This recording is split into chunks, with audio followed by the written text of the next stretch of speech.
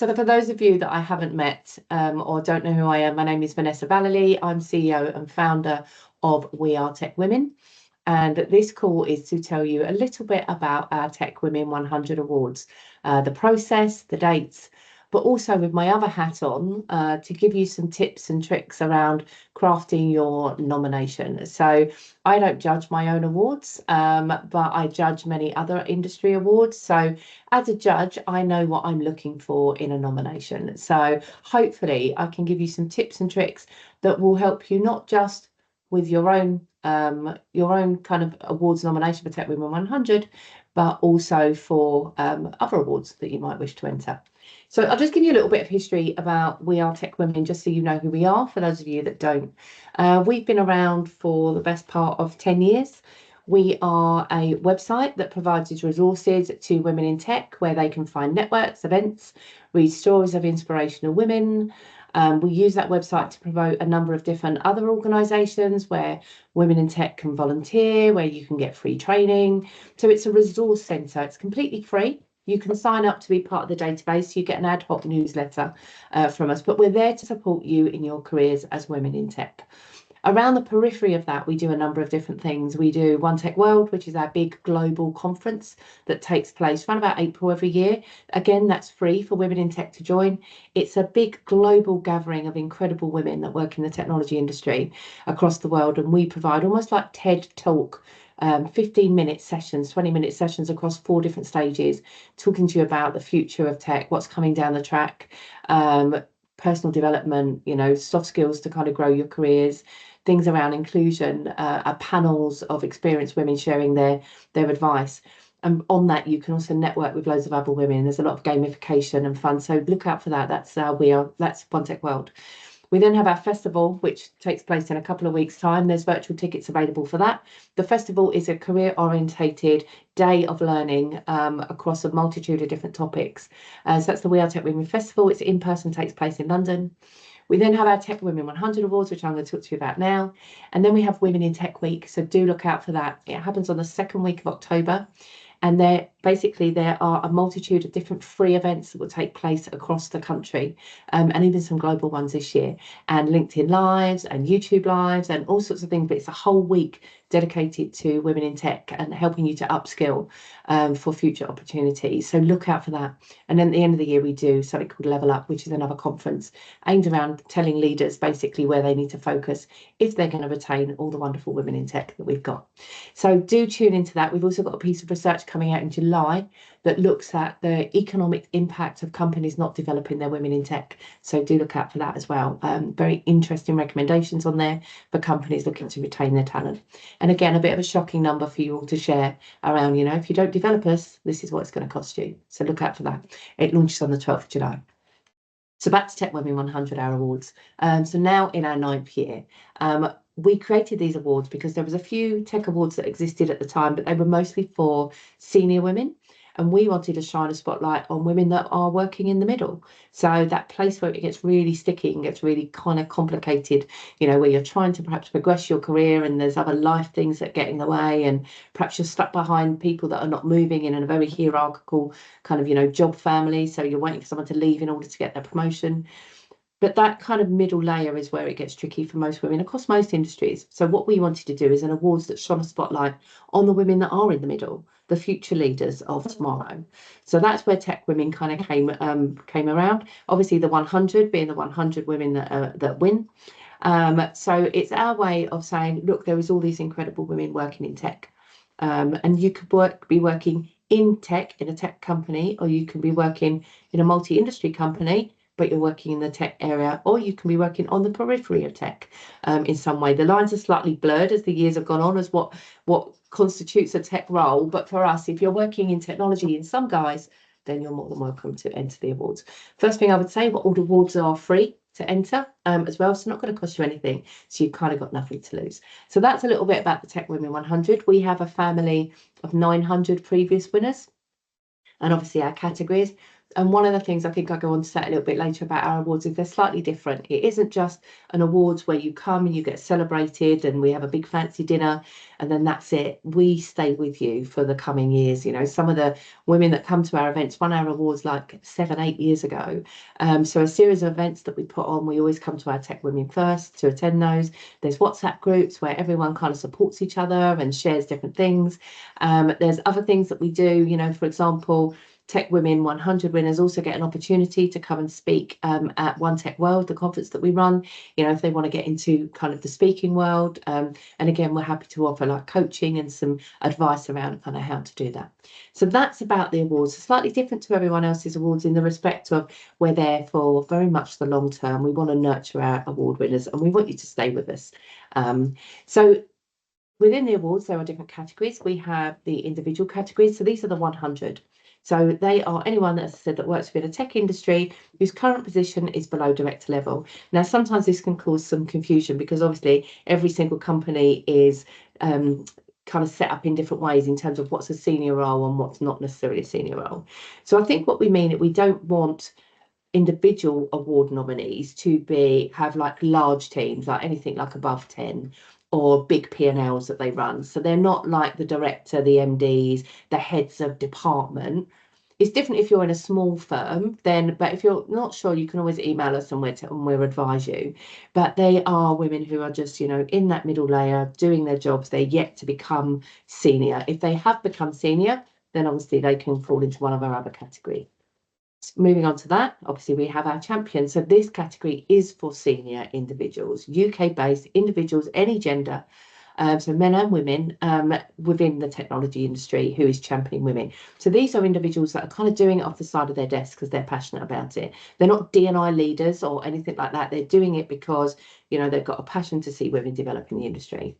Men for Gender Balance, we like to shine a spotlight on our allies and encourage more men to be allies. So this is a senior man in the tech industry. Again, it's not part of his job, but he's absolutely passionate. Maybe he's sponsored a program. Maybe he's come up with an idea, you know, to nurture more women in tech within the organisation. Maybe he's a champion on, you know, an initiative that you're running, or maybe he's someone who's mentored you or mentored other people. So who are they? Who's the allies? And help us shine a spotlight on them.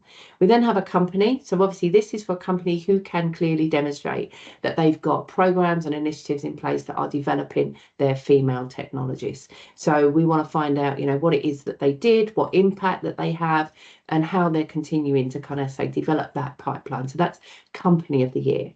Then we have Global Achiever. So all of the rest of the awards categories are open to the UK. The Global Achiever is a global award. So it can be a female individual, sorry, get my words out this morning, within the tech industry whose current position, again, is in that middle layer, but they are achieving things on a global scale. And then we have our network, so employee relationships group, right? So anyone that focuses on women in tech as an ERG or internal women in tech network, what is it that you're up to? And obviously you can tell us that via nomination. So they're the different categories that we've got. In terms of our timeline, nominations opened up last week on the 2nd of June.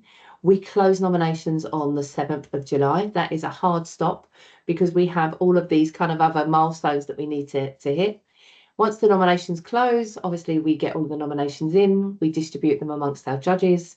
Our judges, amazing, incredible individuals, cast their eye over them, and we end up with a shortlist. So we announce the shortlist on the 3rd of September. The shortlist will be 200 women as part of the individuals, and then we'll have different shortlists for the different categories as well. And then we open something called a public vote. So I always like to explain this one. People do not win our awards based on popularity. People's networks are different, you know, different sizes and things like that. So what we did is we created our very own public vote. So it's a separate award that shortlisted individuals can go for if they want to. So it has no impact on how the judges score you. So, for example, I could be in the top 100 and I could be, you know, being judged. Sorry, I could be in the top nominations and being judged by the judges. But once I've kind of been shortlisted, I can also reach out to my network if I wanted to and say, there's an extra award that I could win for public vote. Do you want to vote for me? So it's entirely optional. If you're shortlisted, if you want to go for the public vote, you can. It has no impact on whether you make that final 100 whatsoever. So there's the voting week, 3rd of September, and the voting closes on the 17th, and then we'll announce our winners on the 24th of September. Then we have a celebration, which will happen in November. We're just firming up the date.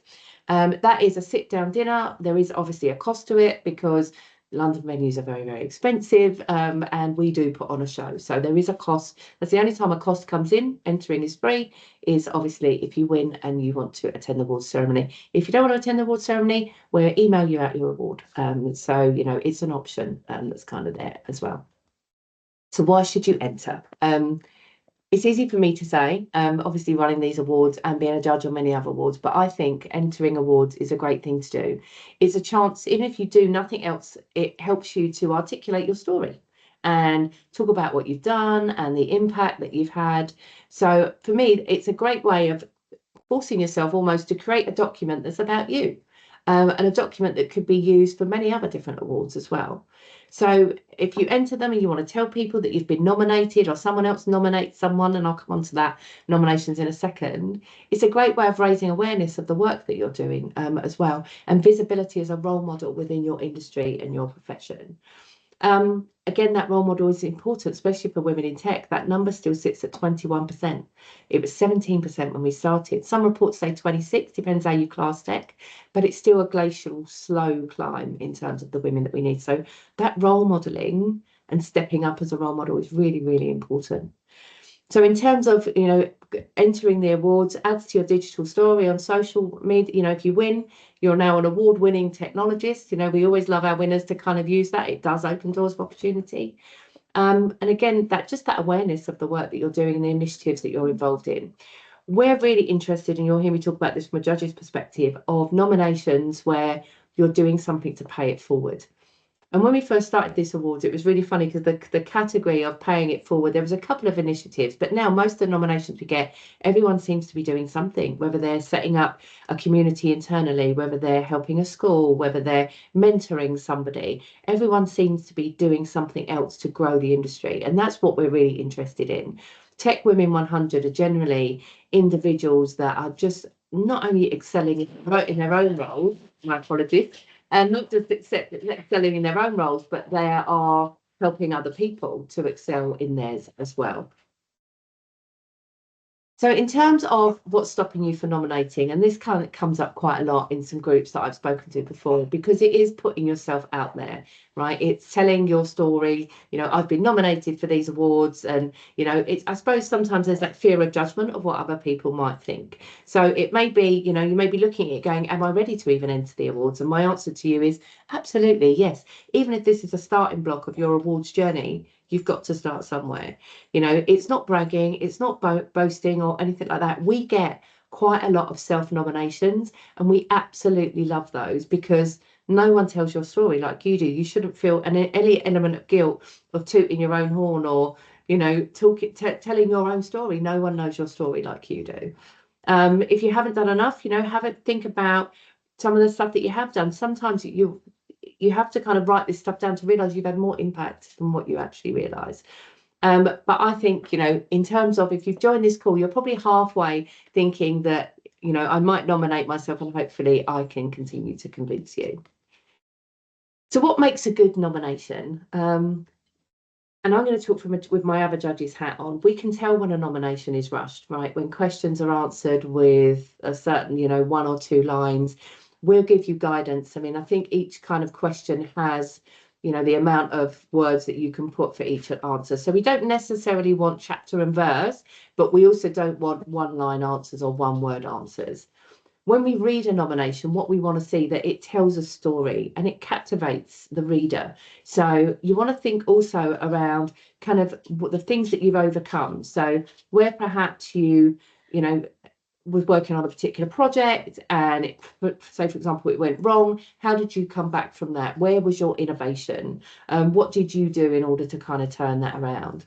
Also, this context, you know, I talk a lot about cause and effect. So I did this, which had this impact on, and the cause and effect, and also bringing in details like how many people did it affect across what geographies. So I always give this example in my talks, like if I just put on my LinkedIn, I'm a project manager at an investment bank, rather than I'm a project manager at an investment bank with a £200 million portfolio of a change across 4 different geographies, you see the gravitas of what I've done has gone from here to here. So putting in those kind of little details around what did that initiative span? And don't get me wrong, these don't have to be initiatives that span hundreds of people. You could have gone into a school and changed the lives of 10 kids, and it's equally impactful. But make sure that we've got the context within the story of, I saw this problem, I did this was the impact, and maybe what went on after that. So lots of different things that you can put, the context, the numbers.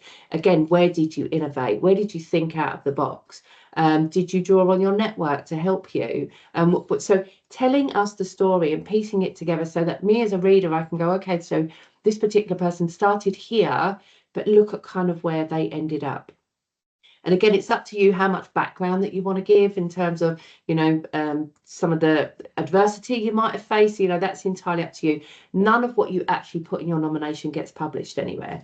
The only people that see it are us and our judges. And once the process finishes, it gets deleted off. The only thing we do see is the bio that you provide for us. And it says it on the platform. That is what we will publish should you be shortlisted. So think about the bio. We often get lots of kind of changes on announcement day to go, oh, can I amend my bio, please? Didn't realise you was going to publish it, but we make it very explicitly clear. The actual bio bit is what will go on the website, not the nomination detail. So just something for you to think about.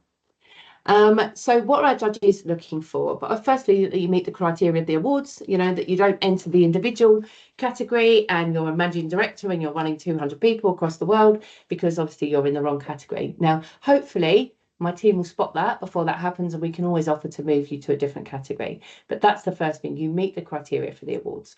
That you spent time on your nomination. Now, our platform, which I'm going to go into in a second, enables you to save as you go. So it's something you could start today. And make sure that you've got in, if you're nominating yourself, make sure that you obviously click that submit button before the closing deadline date. So it's something that you can kind of work in progress and do over the next couple of weeks. Obviously things like spelling, layout, easy to read. I think it's always good to get someone else to look over it before you submit it. Again, that you're telling a judge a story, that your achievements are there, your impact is there, the context that we talked to you about earlier on.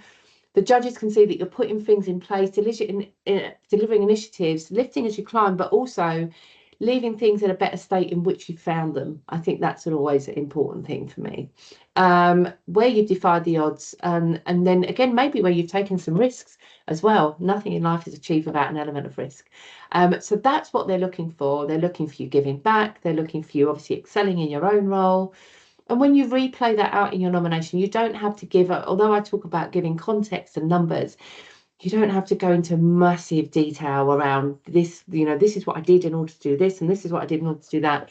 We kind of want to see more of a summary, but the impact kind of needs to be there. So let me talk to you about the platform. So we use a state-of-the-art awards platform. Again, you create an account. When you visit the platform, you create an account with your details. You choose the category that best fits your nomination.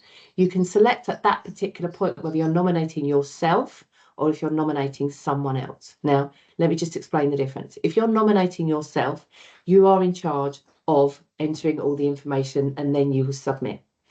If you're nominating someone else, it's a slightly different process. So you will nominate and you'll put in a little paragraph of why you're nominating that individual. That triggers a workflow where that individual will get an email from us to say, congratulations, you've been nominated for the TechWomen100 Awards. That individual then needs to complete their supporting information for our judges.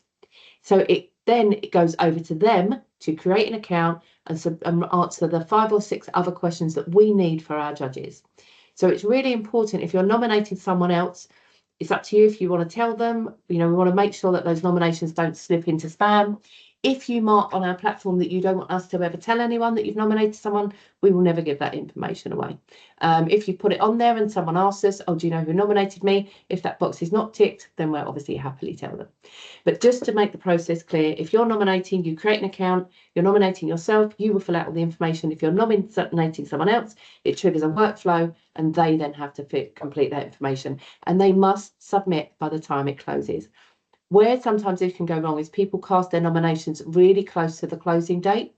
And that then means that that person that's been nominated has got a really short period of time to get their information in. Now, generally, we always allow a little bit of time after closing for people to get their information in, but we have to stop it at some point because we need to get it over to our judges.